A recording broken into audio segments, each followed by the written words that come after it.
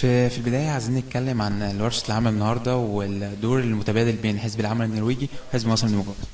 In the beginning, we would like to start and speaking about the workshop today and the working between the Norwegian Labour Party and the Egyptian Social Democratic Party.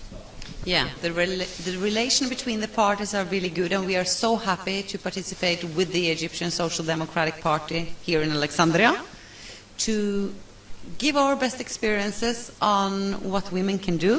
This training course is Women Can Do It. We strongly believe that democratization also has to do with female participation and good possibilities for both men and women. طيب عايزين نتكلم اوكي التعاون بين الاحزاب مفيد جدا، والورشه النهارده بتعتمد على النساء تقدر تعمل، النساء تستطيع ان تفعل ذلك وتحققه. هم الحزب العمال النرويجي سعيد جدا بانه بيشارك النهارده الحزب المصري الديمقراطي في هذه الورشه وفي اسكندريه، وكل املهم انهم يقدروا ينقلوا تجربتهم وان الستات في مصر تقدر تشارك في الديمقراطيه بصوره صحيحه.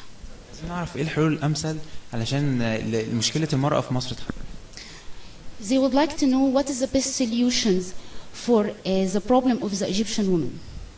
I am not the one to tell you what is the best solutions for the Egyptian women, but we think that we can learn from each other's experiences, and we know from the Norwegian experience that letting women participate, using the female resources in the labor force are among those things that are vital. هي مش دورها انها تقول ايه الحلول، لكن هي جايه تتشارك الافكار وتتشارك الخبرات، والستات هي اللي هتقول ايه اللي تقدر تعمله وايه اللي تقدر تحققه على قوه العمل وتحقق دورها بنفسها. عايزين نسالها بس عن تجربتها هنا في مصر، هي شايفه المراه المصريه واخده حقها ولا المراه المصريه مهدور حقها تماما؟ They would like to know about your experience here in Egypt and if you see that the Egyptian women have her rights or not.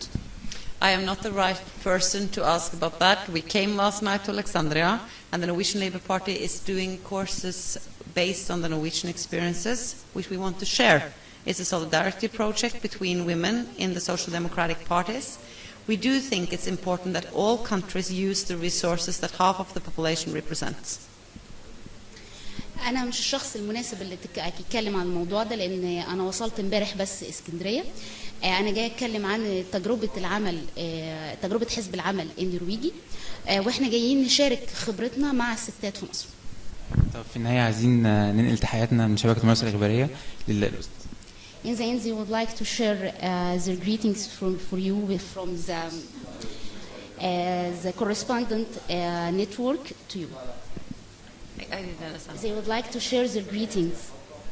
Greetings? Yes, their greetings. They are greeting you, and they would like to share their greeting with you. Okay, thank you.